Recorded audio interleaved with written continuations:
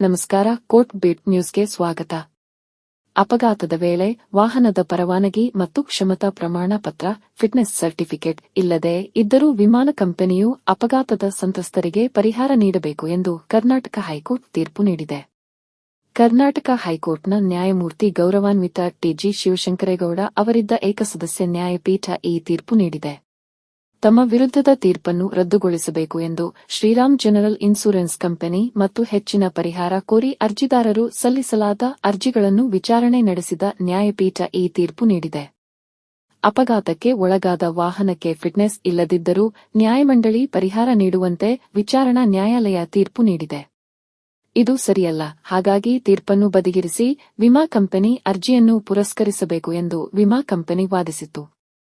ವಾಹನದ ಮಾಲೀಕರು ತಮ್ಮ ವಾಹನವನ್ನು ರಸ್ತೆಗೆ ಇಳಿಸುವಾಗ ಲೈಸೆನ್ಸ್ ಮತ್ತು ಫಿಟ್ನೆಸ್ ಸರ್ಟಿಫಿಕೇಟ್ ಹೊಂದಿರಲಿಲ್ಲ. ಇದು ವಾಹನ ಮಾಲೀಕರು ಅನುಸರಿಸಬೇಕಾಗಿದ್ದ ಮೂಲಭೂತ ನಿಯಮ. ಆದರೆ ಈ ಪ್ರಕರಣದಲ್ಲಿ ಇದನ್ನು ಉಲ್ಲಂಘಿಸಲಾಗಿದೆ.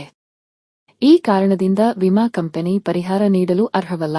ವಿಮಾ ಕಂಪನಿಯನ್ನು ಪರಿಹಾರ ನೀಡಬೇಕಾದ ಸಂಪೂರ್ಣ ಜವಾಬ್ದಾರಿಯಿಂದ ಬಿಡುಗಡೆ ಮಾಡಬೇಕು ಮತ್ತು ವಾಹನ ಮಾಲೀಕರೇ ಪರಿಹಾರ ನೀಡಲು ನಿರ್ದೇಶನ ನೀಡಬೇಕು ಎಂದು ವಿಮಾ ಕಂಪನಿ ಪರ ವಕೀಲರು ವಾದಿಸಿದರು.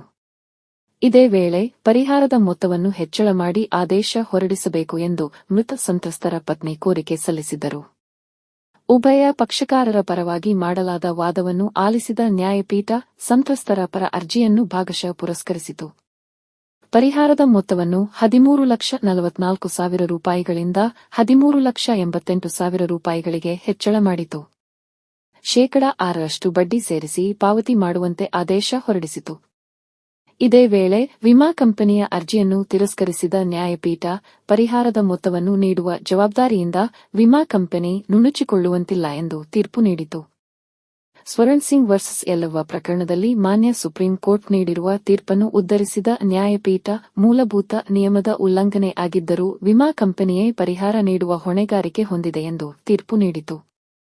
ಆದ್ದರಿಂದ ಆದೇಶ ತಲುಪಿದ 8 ವಾರಗಳ ಒಳಗಾಗಿ ಸಂಪೂರ್ಣ ವಿಮಾ ಮೊತ್ತವನ್ನು ಪಾವತಿಸುವಂತೆ ಆದೇಶ ನೀಡಿತು.